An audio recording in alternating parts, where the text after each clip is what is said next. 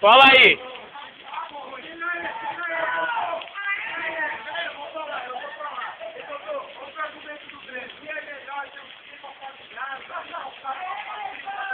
Nada. Ô, Brilhão, chega aí, velho. Chega aí, chega aí. Ei, Renato, manda um beijo aí pro rapaz. Chega aí, Brilhão. Fala do Breno aí, o que tá acontecendo com ele? Você viu o que o Breno falou, né? Você quer criar um clima familiar com a sua família, velho. Ele tá querendo formar uma família da Láqua Calixto, velho.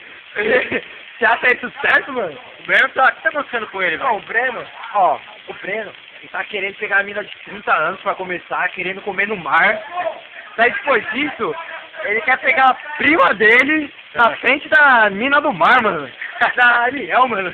Ele quer Não comer respeita absolutamente nada. Não, daí ele dá o argumento que ele quer constituir uma família. Ele falou, não, ambiente familiar, vamos constituir uma família. Eu pego a mais velha, depois pego a mais nova, depois pego a prima, a irmã, a mãe, a avó. Ele pega a família inteira. O clima familiar dele é isso, velho. Pegar uma família inteira, mano. O Breno quer pegar a família inteira da mina lá, mano. Os caras vieram lá de Bauru, de Pardinho. E o Breno quer pegar o Pardinho inteiro já, mano. Já foi pro mar lá no pelo com a mina, mano. No pelo, como é que é? Não, o Breno sem camisinha lá, vamos constituir a família aí, o Renata C. O nome da mina é Renata C. Renata C. Renata C. Vamos constituir uma família aí, Renata C. Daí ela falou, beleza, o que precisa? Sexo. Então beleza, vamos no mar mesmo.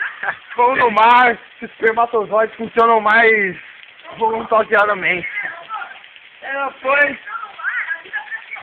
Olha lá, ó. Vamos. Olha lá. Ó, aí, Breno, já era. O Breno não tem o poder de ovulação, velho. Tem o poder do quê? É, o Breno não tem o poder de ovulação. Ele culpou a marola, culpou a chuva, culpou o trovão, culpou o vento noroeste. E no fim, sabe o que ele ficou? Ele ficou no beijinho. O beijinho com uma mina de 30 anos, um filho de 11 e outro de 8, velho. De pardinha, a mina é de pardinha ainda. Não é nem tipo rica, nem nada, é tipo... Ah, tem dinheiro, mas é de pardinho, velho. Daí ele